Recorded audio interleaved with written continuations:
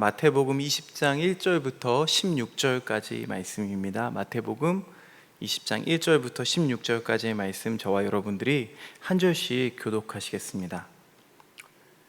천국은 마치 품꾼을 얻어 포도원에 들어 보내려고 이른 아침에 나간 집주인과 같으니,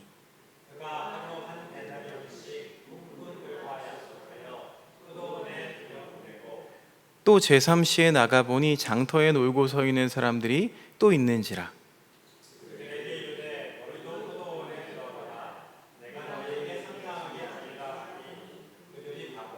제6시와 제9시에 또 나가 그와 같이 하고,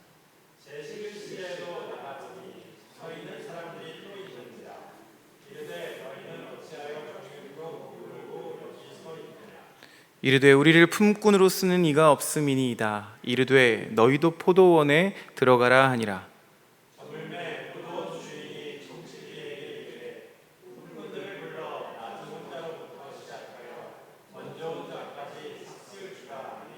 제12시에 온 자들이 와서 한 데나리온씩을 받거늘,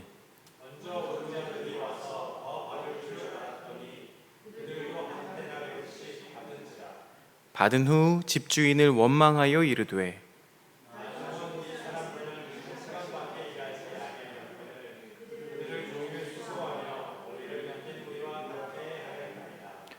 주인이 그 중에 한 사람에게 대답하여 이르되 친구여, 내가 내게 잘못한 것이 없노라. 내가 나와 한 데나리온의 약속을 하지 아니하였느냐.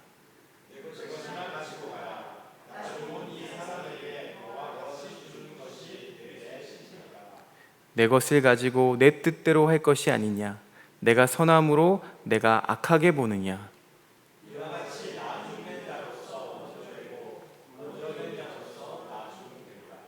아멘.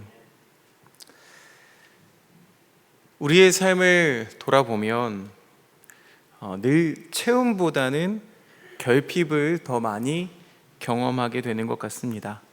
분명 추석 명절이 지난 지 오래되지 않았는데 우리의 식탁을 보면서 주신 것에 감사하며 우리가 풍성하게 누리다가도 곧 조금 시간이 지나면 또 없는 것들을 생각하며 채워질 것들을 결핍에 사로잡혀서 우리가 그 전의 은혜를 잊어버릴 때가 참 많은 것 같습니다.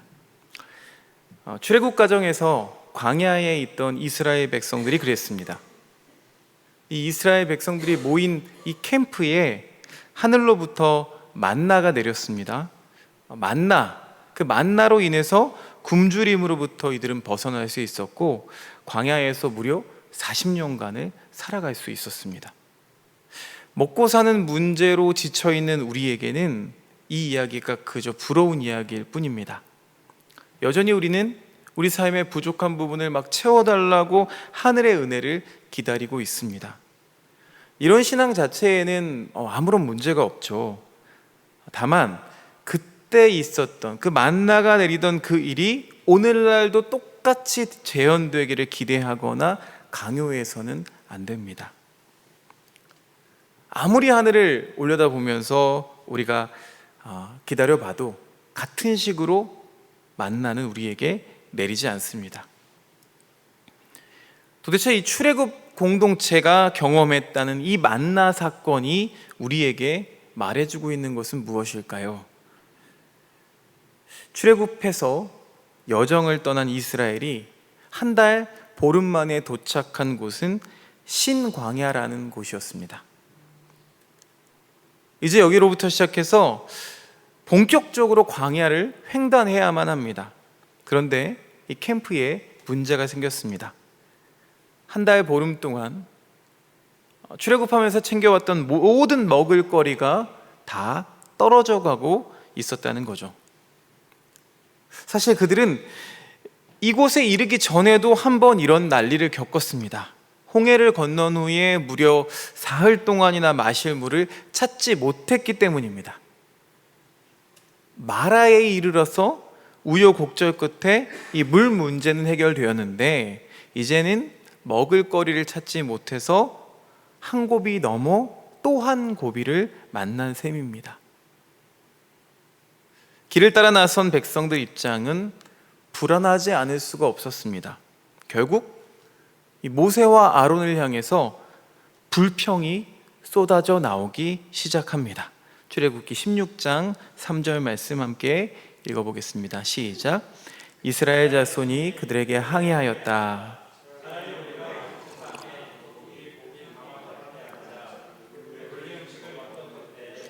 누가 우리를 주님의 손에 넘겨주어서 죽게 했더라면 더 좋을 뻔하였습니다. 그런데 당신들은 지금 우리를 이 광야로 끌고 나와서 이 모든 회중을 다 굶어 죽게 하고 있습니다. 자, 이렇게 불평불만을 하는 순간 하나님은 이 모세에게 직접 먹을거리를 해결해 주시겠다고 약속하십니다. 그리고 내려주신 게 바로 만나입니다. 만나의 이름의 뜻은 제가 설명해 드린 기억이 있습니다. 그러니까 이것이 무엇인가 만후라고 했는데요, 아마도 이런 방식으로 하나님께서 자신들을 지켜주실 줄은 미처 몰랐다는 뜻 아닐까요? 그런데 이 만나 이야기에서 더 놀라운 부분은 따로 있습니다.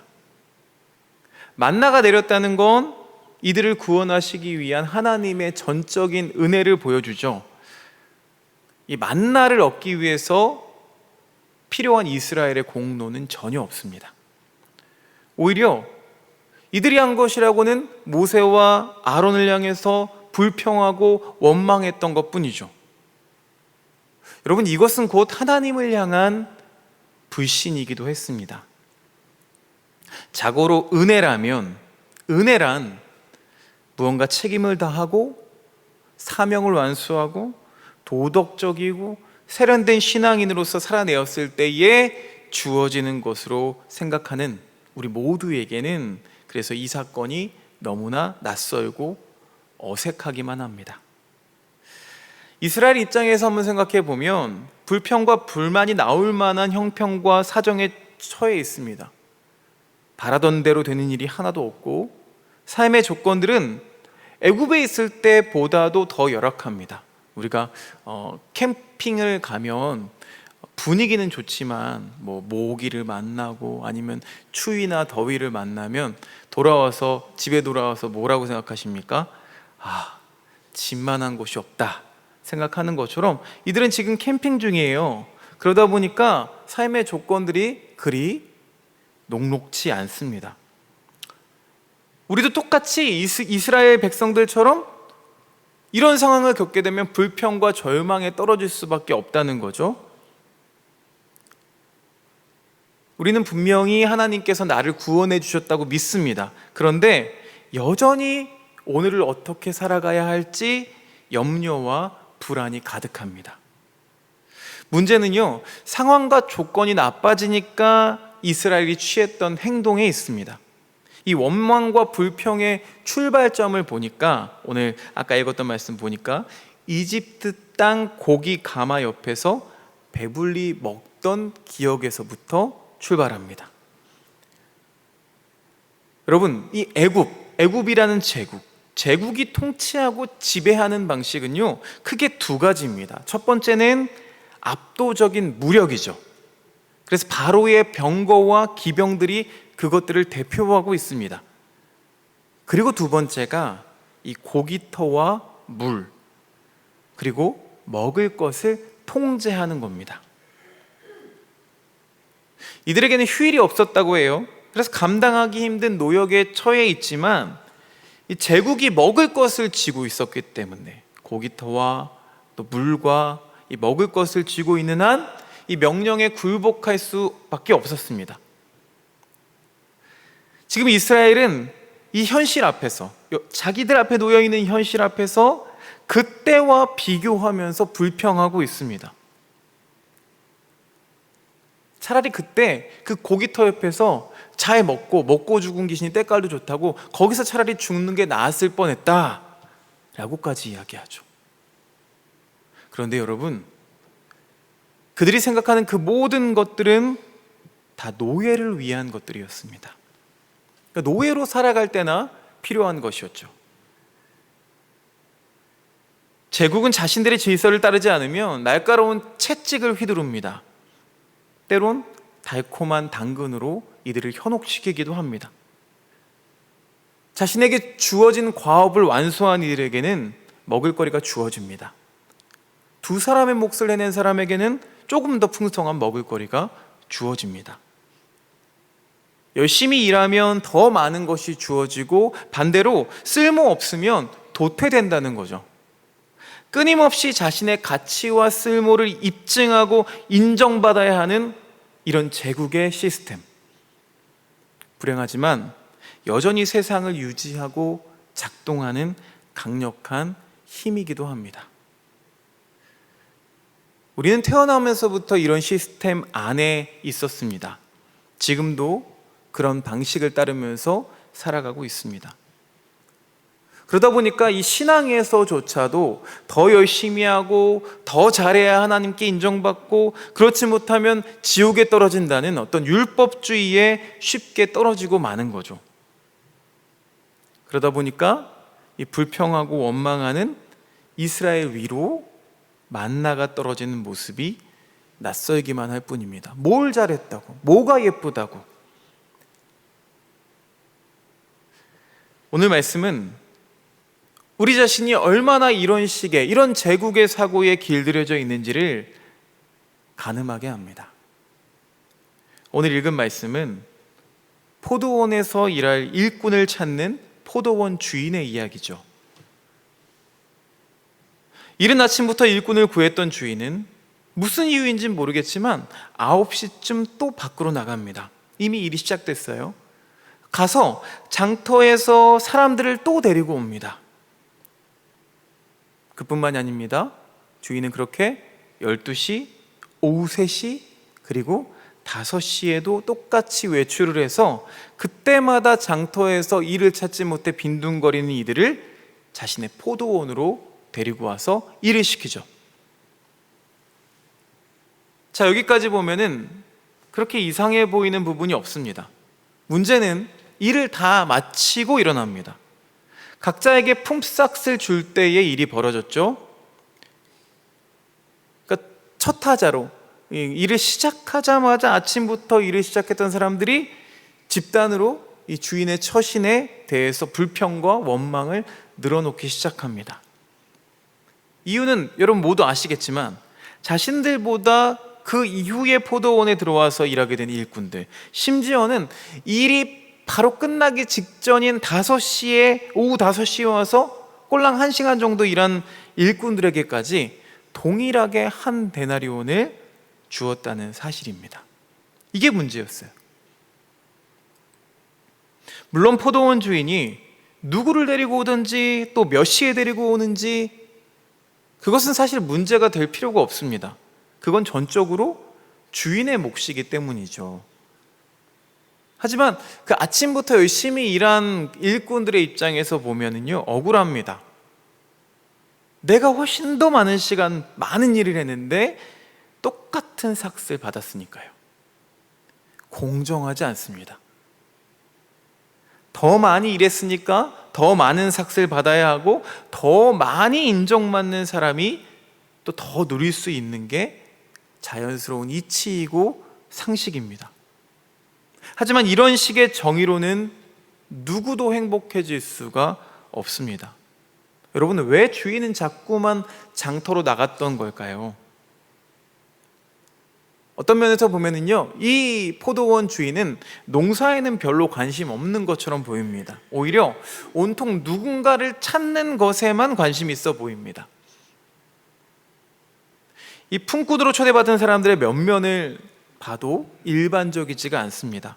9시 이후부터 주인이 데리고 온 이들은 하나같이 장터에서 일을 찾지 못해 빈둥거리던 사람들이죠.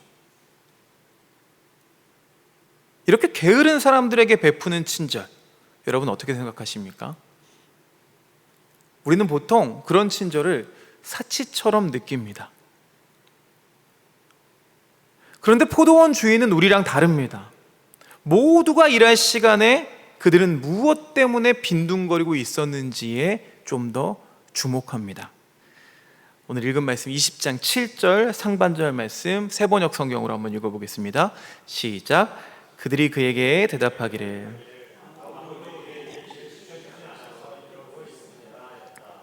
뭐라고 해요? 아무도 우리에게 일을 시켜주지 않아서요. 이 말을 들어보면 이들은 모두 일할 기회를 박탈당한 사람들이었습니다.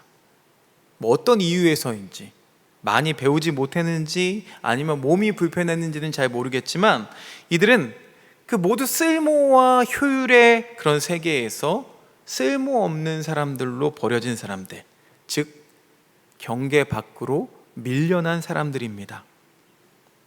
주님은 이 사람들에게 관심을 쏟으시는 거예요. 그런데 이런 사람들이 지금 우리 주변에도 많이 있습니다. 어쩌면 이미 우리 자신은 업적으로부터 인정받는 이 세상에서 내몰린 사람들일지도 모르겠고, 또 그 안에서 우리의 시선은 더 많은 삭을 받기 위해 몰두하고 있는 사람들일지도 모르겠습니다. 인간적으로는 불평하던 사람들의 마음도 충분히 이해할 수 있습니다.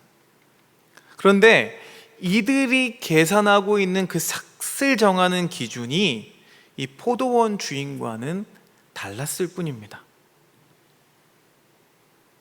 불평하는 이들이나 또 우리가 생각하는 이 삭세 기준은 얼마나 많은 일을 했는지에 달려 있습니다.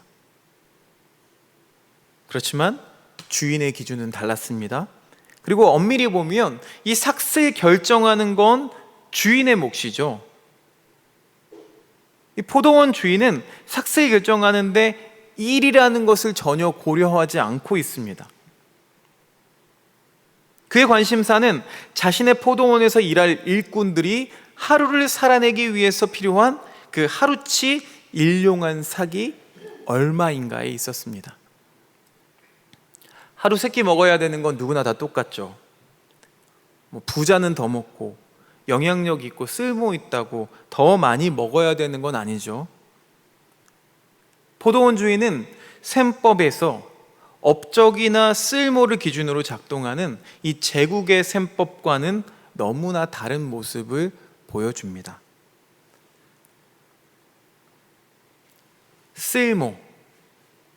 쓸모라는 말은 도구를 가늠할 때 사용하는 표현입니다. 9시 이후부터 일하기 시작했던 사람들은 모두 사회로부터 이 쓸모를 부정당한 사람들이었습니다. 하지만 포도원 주인을 만난 덕에 그제야 제국을 위해서 존재하는 이 도구나 수단이 아니라 그냥 한 사람으로 인정받게 되었다는 거죠. 오늘 읽은 말씀 서두 20장 1절 말씀을 다시 한번 읽어보겠습니다. 20장 1절 말씀 시작. 하늘나라는 자기 포도원에서 일할 일꾼을 고용하려고.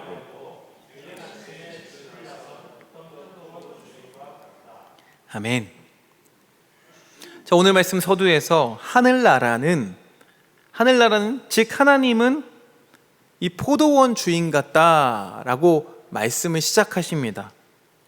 그러니까 주님의 말씀대로라면 하나님의 관심사는 이 일이나 업적, 결실이나 결과가 아니라 언제나 한 사람, 한 생명을 향하고 있습니다.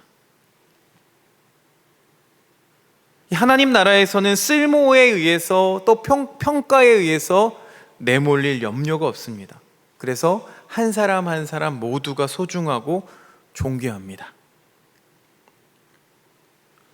로마 감옥에 갇혀있던 사도 바울은 이 빌립보 교회 교우들에게 복음에 합당하게 살아가라 라고 권면합니다. 이 말씀을 오늘 마태복음 20장 말씀을 통해 보면 이 복음에 합당한 삶이 무엇인지가 좀 명백해집니다. 그러니까 효율이나 업적, 쓸모가 아니라 이 생명의 가치를 삶의 기준 삼는 그 하나님 나라의 가치에 기대어 살아가는 것, 이게 복음에 합당한 삶이라는 거죠. 그것이 바로 하나님이 기뻐하시는 삶이고 예수님을 믿고 우리가 가게 될 그 하늘나라의 삶이기 때문에 그렇습니다. 복음에 합당한 삶을 살아라. 그리고 자신이 그렇게 살았던 바울 목사님은 이렇게 우리에게 말하고 있습니다. 빌립보서 1장 21절 말씀입니다. 같이 읽겠습니다. 시작. 나에게는 사는 것이 그리스도이시니 죽는 것도 유익합니다. 여러분, 죽는 것이 유익합니까? 죽는 것이 사는 것보다 낫습니까? 그럴 리가요. 우리가 어떻게 해서든 망하지 않고 살아내려고 몸부림치며 왔던 이유도 다 죽기 싫어서입니다. 그러니 이런 말씀을 들을 땐 그냥 바울 목사님이나 하는 그런 종교적인 수사에 그치고 말죠. 전혀 실감이 나지가 않습니다. 우리는요, 입으로는 아멘하지만 이 바울의 고백에 대해서 전적으로 아멘할 수가 없고, 그 진리를 통해서 얻어지는 그 자유를 실감할 수 없는 이유는 죽는 것이 어떻게 유익일 수 있는가, 거기에 대한 대답을 몰라서가 아니죠. 이 말씀 앞에 있는 그리스도 안에서 살고 있기 때문입니다 라는 이 바울 목사님의 말을 보고서도 그냥 지나쳐버렸기 때문입니다. 나는 그냥 이른 아침부터 일하기 시작해서 정당한 품삯을 받아야 하는 쓸모 있는 일꾼이라는 착각에 빠져 살고 있었다고요. 그러다 보니 그리스도를 통해 살아가는 은혜가 절절하게 느껴지지 않았던 겁니다. 쓸모에 의해서 사람을 평가하고 소유로 행복을 가늠하고 이 업적 중심의 사회에 길들여져 살아가다 보면 곧 우리는 노예로 전락하고 맙니다. 우리가 이 땅에 살아가는 한 마실 물, 이 먹을 것에 대한 두려움은 늘 우리의 뒤를 쫓습니다. 그런 두려움에 편승하게 하는 게 바로 바알이라는 우상이죠. 오늘의 불안, 또 내일에 대한 두려움에 우리가 사로잡히게 될 때마다 바알은 슬며시 나타나서 오늘을 살아가는 우리가 모두가 그토록 부러워하고 꿈꾸고 있는 풍요와 안락이라는 청사진을 우리에게 내밉니다. 오늘을 살아가는 모두가 그토록 꿈꾸고 부러워하는 것들이죠. 그런 것들을 손에 넣게 되면 잠시나마 만족과 기쁨을 누릴 수도 있습니다. 하지만 우리는 기억해야 합니다. 고깃터에서 배불리 음식을 먹던, 그러나 애굽의 노예로 살던 때에 필요했던 것들, 하늘로부터 내려온 신령한 음식이었던 만나도 광야를 지날 때에만 필요했던 양식일 뿐입니다. 하나님은 우리에게 또 다른 것들을 약속해 주셨죠. 여호수아 5장 12절 말씀 우리 같이 읽어보겠습니다. 시작. 또 그 땅의 소사물을 먹은 다음 날에 만나가 그쳤으니 그 해에 가나안 땅에 소출을 먹었더라. 예수님은 우리에게 전혀 새로운 나라를 보여주십니다.